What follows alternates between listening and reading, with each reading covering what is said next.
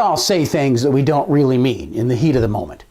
We may overstate our feelings or use inappropriate hyperbole or just blow off steam.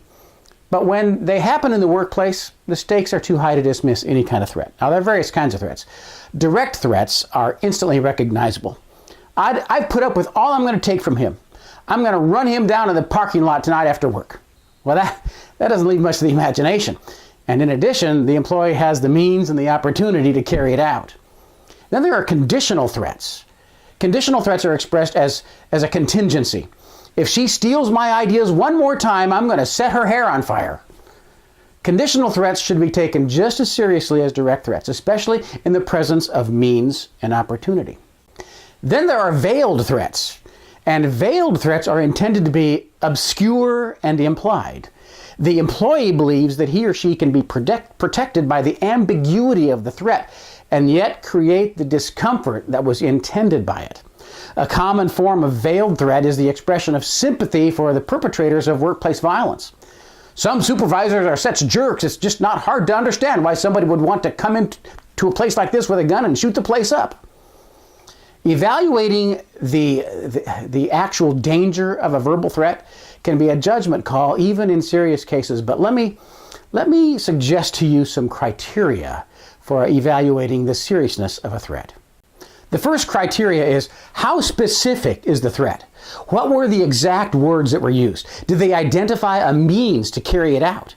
I'm going to make sure people are sorry for doing this is a lot less specific than I'm going to wait for him to go out to his car after work and then I'm going to shoot him. The more specific about the means and the opportunity, the more serious the threat. How specific is the target? The narrower the target, the more serious the threat.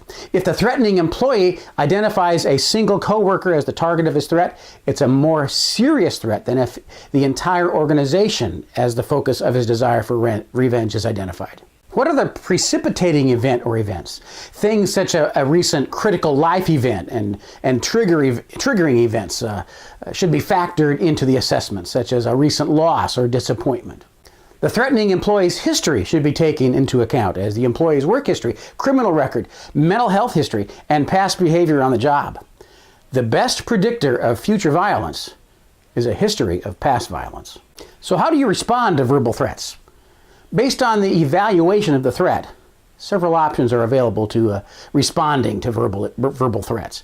If the threat is of the highest level urgency possible and violence seems likely and imminent, of course, police should be called immediately.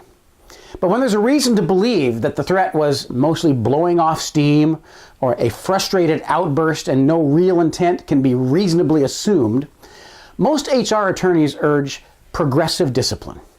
There are several advantages to progressive discipline, not the least of which is that if the employee continues to offend, his or her termination won't be a complete surprise. This can help reduce the likelihood that his or her termination will be a triggering event for violence. So for first offense, verbal warning and reprimand. Second offense, a written warning and reprimand. The third offense, suspension with or without pay. And the fourth offense, termination. All threats should be taken seriously, but they should all be subject to an evaluation criteria such as I've described. Thanks for watching, and have a safe day.